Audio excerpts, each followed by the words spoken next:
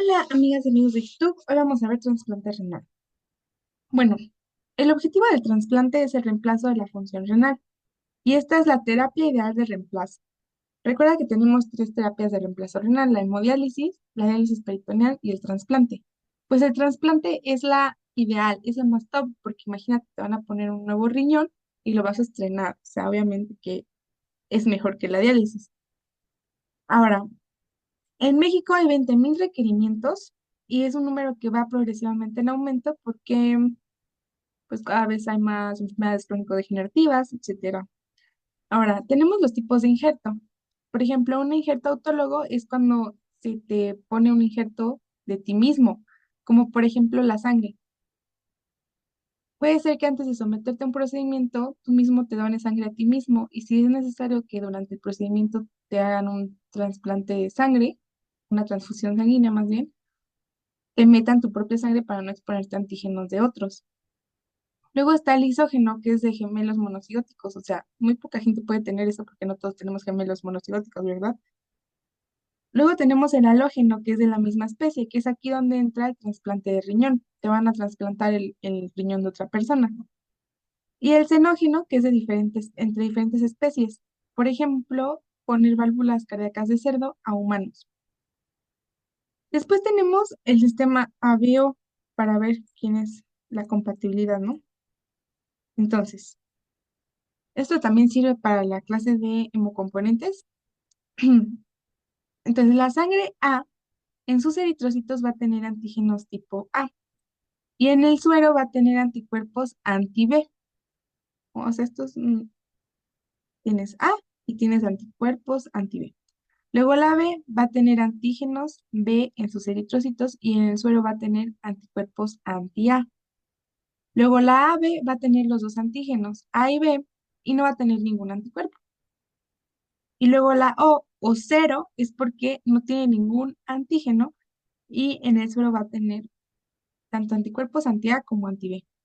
Si te das cuenta, estos dos van cruzados y estos dos van cruzados también. Y ahora vamos con el sistema RH. Si eres RH positivo, quiere decir que tienes el antígeno RH. Y si eres RH negativo, quiere decir que no tienes el antígeno. Entonces, si en pocas palabras, si tienes RH positivo, solamente le puedes donar a positivos. O sea, positivo, siempre positivo. Y si tienes RH negativo, o sea que no tienes el anticuerpo, puedes donarle tanto a positivos como a negativos. Porque, o sea, si tienes o no el antígeno, no hace mucha diferencia. Más bien aquí el único problema sería que le metas a alguien que no tiene antígeno RH uno positivo, porque ahí sí habría un choque, ¿no? Un choque de que te encuentres con ese antígeno. Pero si no lo tienes, no pasa nada. Le puedes donar a cualquiera, pues, sea positivo o sea negativo. Y los positivos, pues por lo tanto pueden recibir ya sea de otros positivos o de negativos, porque realmente si no tienen el antígeno, pues no hace mucho ruido, no pasa nada. Pero si eres negativo, solamente puedes recibir de negativos, porque si te meten el antígeno, ahí sí ya va a haber problema. Y pues así pasa con todos, taca, taca, taca. Así ya pasa con todos. Entonces, aquí podríamos decir que el, el receptor universal es la sangre A, B positivo, ¿ok? A, B positivo, porque tiene los dos antígenos, digo, ajá, tiene los dos antígenos y puede recibir ya sea tanto positivo o negativo de RH. Y el donador universal es la O negativo, porque no tiene ningún antígeno y tampoco tiene antígeno RH. Entonces este es el donador universal. Y la A, B negativo, positivo, perdón, es la receptora universal. Y ya. Ahora vamos a hablar de las bases inmunológicas. Aquí hoy hablaremos del complejo mayor de histocompatibilidad o CMH. Ahora, el complejo mayor de histocompatibilidad consiste en la expresión de proteínas de membrana HLA o antígeno leucocitario humano. El HLA está codificado en el cromosoma 6, brazo corto, posición 21. Ajá. Entonces, el antígeno leucocitario humano es algo así como una INE de nuestras células, que le dice a las células protectoras del cuerpo que nosotros pertenecemos a este organismo, o sea, como que nos reconoce como yo pertenezco al cuerpo de Georgette, es como su INE, ¿ok? Y así las células inmunológicas no, como que no lo atacan, ¿me entiendes? Ahora, hay dos tipos de HLA, la clase uno y la clase 2.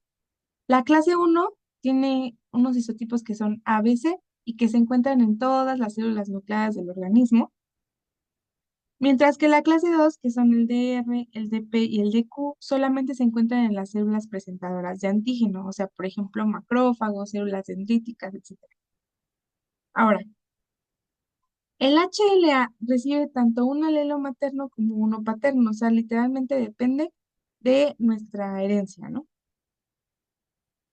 Ahora, los de clase uno, o sea, todas las células nucleares del organismo, pueden presentar a linfocitos T CD8 positivos o citotóxicos, linfocitos citotóxicos, en otras palabras. El HLA1 es para linfocitos citotóxicos, mientras que el LHA2, que solamente tiene las células presentadoras de antígeno, le presenta el antígeno a la CD4, que son los linfocitos helper. O sea, el HLA, digamos que identifica las células de nuestro organismo. Y cuando nuestras células identifican algo que no pertenece a este organismo, lo van a presentar también en moléculas de tipo HLA, de estos tipos. Entonces, quédate con esto, el tipo uno va a presentar citotóxicos y el H2 a helper. Después, vamos con el reconocimiento, que es cómo van a reaccionar las células cuando les presentas un antígeno, ¿no? Consiste en dos fases. La primera es la de reconocimiento o inducción, que es cuando las células presentadoras de antígeno le presentan al linfocito T a través del receptor TSR a los antígenos en moléculas de complejo mayor de histocompatibilidad, que es de forma indirecta, o sin el MHC de forma directa. O sea, la célula presentadora de antígenos se la presenta al linfocito. Si lo hace a través de un MHC es de forma indirecta y si lo hace sin el MHC es directa. O sea, el punto aquí es que le van a presentar los antígenos al linfocito T. Y luego ya viene la fase efectora, que es cuando el linfocito ya se convierte, ya sea en respuesta TH1, TH17, que es una respuesta citotóxica, o la TH2, que va a ayudar al rechazo humoral. O sea, este tipo de linfocitos lo que va a hacer es propiciar la respuesta de anticuerpos. Y así van a empezar a atacar a ese antígeno. Ahora, cuando esos antígenos son parte del nuevo tejido que se le está poniendo al organismo, es cuando hay un rechazo. El rechazo puede ser ya sea agudo o crónico. El agudo, que es en poco tiempo, es por anticuerpos preformados, como por ejemplo en personas que ya tuvieron un embarazo o una transfusión, o sea, personas que ya habían estado expuestas antes a estos antígenos, ya formaron anticuerpos y los tienen ahí almacenados, pues algún día se vuelven a encontrar con ese antígeno. Entonces el antígeno que está en el riñón que le acaban de trasplantar se parece mucho a uno de esos. Entonces esos anticuerpos se liberan y empiezan a destruirlo. Además de que aquí también tiene que ver la presentación directa, que es sin el complejo mayor de histocompatibilidad. Mientras que en el rechazo crónico habrá una presentación indirecta, que es la que se hacía a través del MHC. Y aquí es cuando aún no tenemos anticuerpos, sino que apenas los empezamos a formar y lo que lleva, bueno, lo que tarda ese proceso es por eso que se considera un rechazo crónico, porque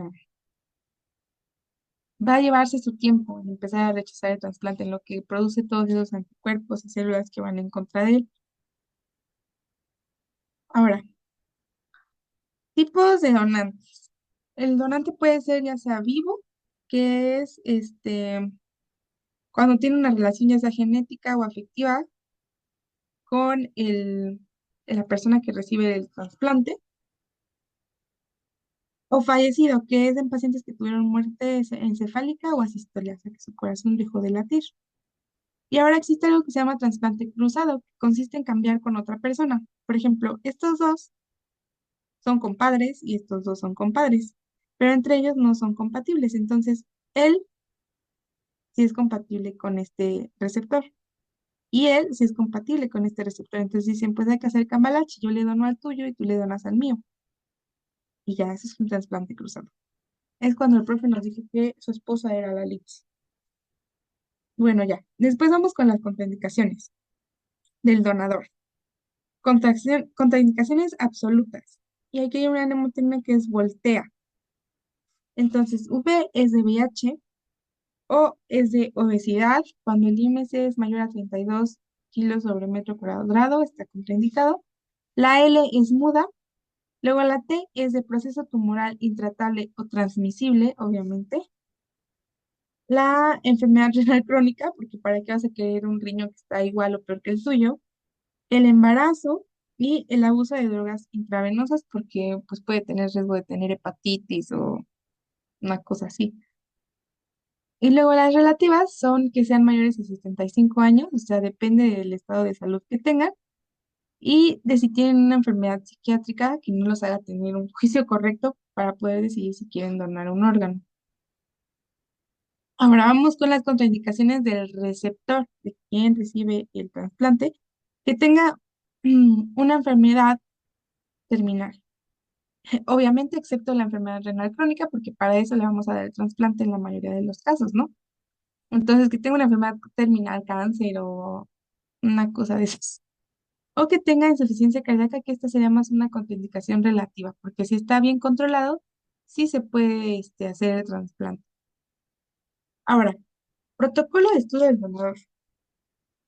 Este protocolo de estudio se hace con el afán de garantizar que no tenga complicaciones a largo plazo el donador, porque pues tampoco se trata de curar a otro y fregar a uno por curar al otro, ¿no? Entonces, ¿qué tenemos que evaluar? Su peso y su talla. Que tenga el mismo componente ABO que el receptor. Tenemos que hacerle Papá Nicolau y antígeno prostático específico para ver que no tenga alguna neoplasia de las neoplasias más comunes. Tenemos que hacer una biometría hemática, un ultrasonido renal. Tenemos que indagar si tiene diabetes mellitus o hipertensión.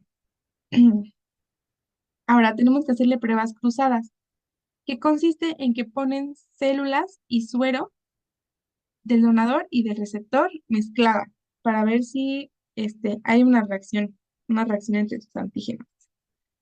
Y también tenemos que hacer una dieta y esta va más dirigida a planear la disección. Ver el trayecto de las venas renales, por ejemplo, si tiene anomalías anatómicas que tenga este, tres venas renales o cosas así, para planear cómo lo van a quitar. Y luego, en el receptor, ¿qué integraciones tenemos que hacer? Pues también saber su grupo ABO para ver si son compatibles. Tenemos que hacer una determinación de sus formas de HLA. Tenemos que saber si está sensibilizado, o sea, si ya tiene anticuerpos preformados, como por ejemplo lo dijimos aquí, en mujeres embarazadas o que han recibido transfusiones antes. Puede ser que ya tengan esos anticuerpos preformados y tenemos que buscarlos para evitar reacciones em, de rechazo al trasplante. Y esto también se hace con pruebas de aglutinación.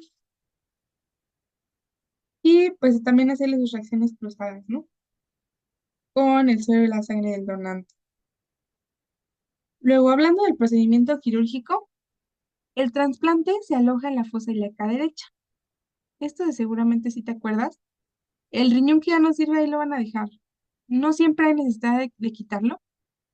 Solamente los nativos se van a quitar si hay riesgo de infecciones, poliquistosis o hidronefrosis, pero en términos generales se dejan y el nuevo riñón se pone aquí, a nivel de la pelvis.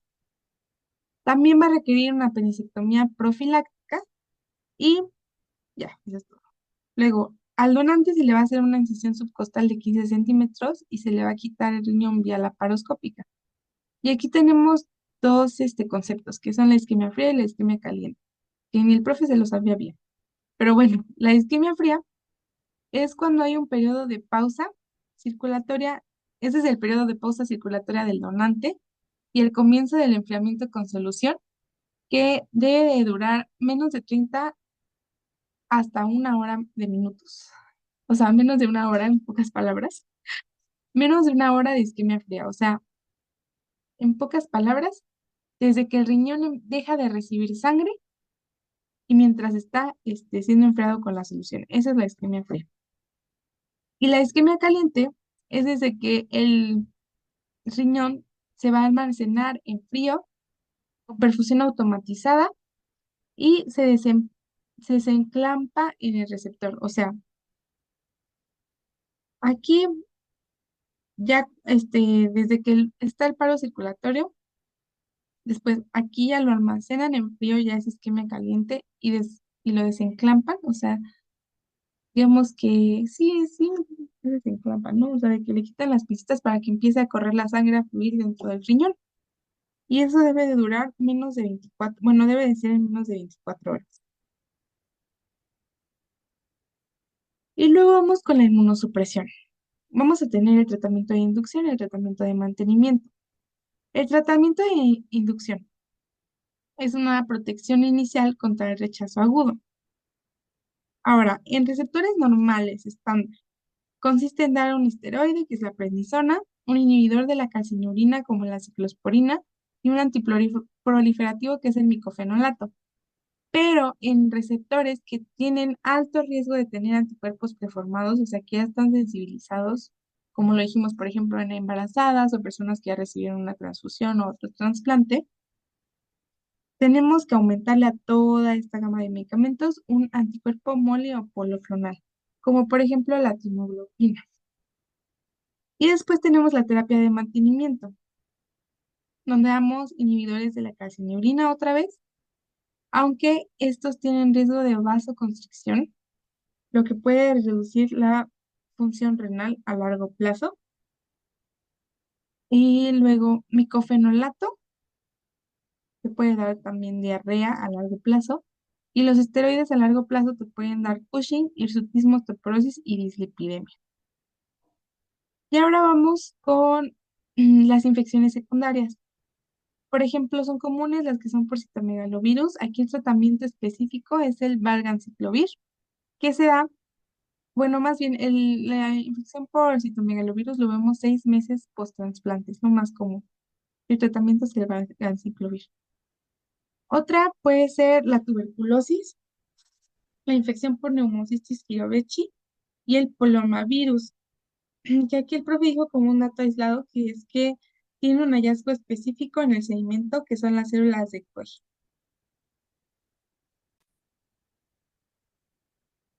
Mira, aquí yo lo escribí mal, es de Koch junto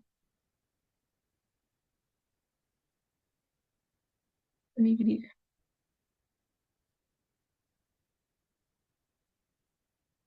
Y esas son las células de Koch.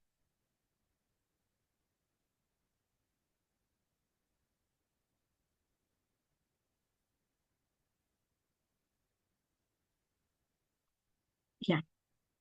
Después, esto es lo característico del poliomavirus. Luego tenemos las vacunas que le tenemos que poner. Van a estar contraindicadas todas las vacunas que sean de componente vivo atenuado, como por ejemplo la triple viral, la varicela. Y la que le tenemos que poner de sí por sí, sí, sí, sí, definitivamente es la de la hepatitis B, tanto al donante como al receptor. Ahora, aquí hay alguna cosa importante. La dosis va a cambiar. Por ejemplo, en recién nacidos la dosis es de 100 microgramos, en adultos es de 20, pero en personas con trasplantes de 40. Y esto es importante porque nos digo que es algo que nosotros sí vamos a poder hacer. O sea, si estamos en un centro de salud y tenemos que poner una vacuna de hepatitis, tenemos que conocer bien las dosis, porque si nosotros a un trasplantado le ponemos una de recién nacido, obviamente no le va a hacer nada. O si le ponemos una de adulto, a alguien que necesita trasplante no le va a hacer nada. Lo que sí no cambian son que se requieren 3 dosis, que se ponen al mes 0, al 1 y al 6. Ahora, aquí tú podrás pensar que es mes 0, bueno, si se la pones en el día 0, después esperas un mes, le pones otra y después desde ese mes esperas 6 meses y le vuelves a poner otra, pero no. Digamos que se va contando desde el día cero, entonces desde el cero al primer mes y a los 6 meses, pero empieza la cuenta desde el día cero, o sea, no empieza desde el uno, empieza desde el cero. Espero que sí me hayas entendido eso y si no te lo vuelvo a explicar. Ahora, supervivencia del injerto se espera que dure aproximadamente 10 años, pero obviamente dependiendo de cómo el paciente se cuide y de muchas otras cosas, puede ser que sea menos o más tiempo. Y ahora, las complicaciones.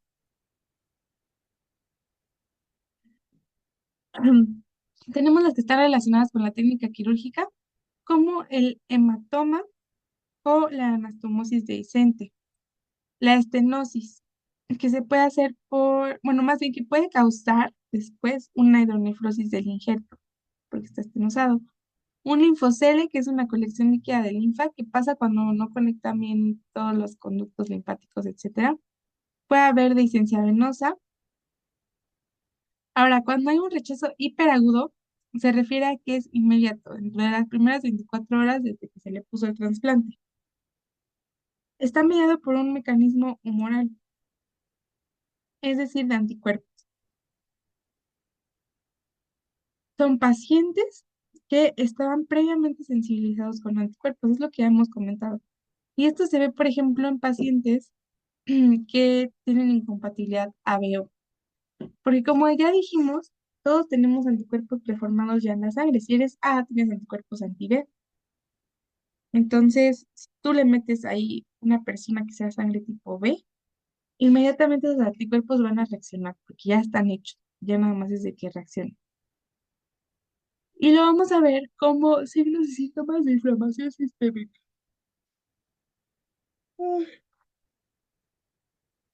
Luego está el rechazo agudo, que es de 1 a 2 semanas. Son tres tipos. El rechazo agudo es de las primeras 1 a 2 semanas. Este es el más frecuente y se relaciona mucho con el mal apego al tratamiento inmunosupresor o una dosis infraterapéutica, o sea que no le está haciendo nada de nada. Y clínicamente lo vamos a ver como una disminución de la diuresis y además también signos de inflamación sistémica. Y finalmente el rechazo crónico, que este va de meses a años, y se debe a que hay citocinas que, digamos, que estimulan a los fibroblastos, lo que termina por engrosar las paredes vasculares y eso va a producir una pérdida progresiva de la función del órgano trasplantado. Y ya, lo que considero que es lo importante, o lo que podría preguntar, pues son las contraindicaciones tanto del donador como del receptor, un poco del protocolo de estudio también, y la terapia inmunosupresora y las vacunas, eso es muy importante. Siento que eso sí pueden ser preguntas de examen. Y bueno, saber que hay tres tipos de rechazo, ¿eh? Ni siquiera nos explicó bien ese día, pero pues más o menos se consisten en esto. Es lo más importante. Bueno, eso es todo. Gracias.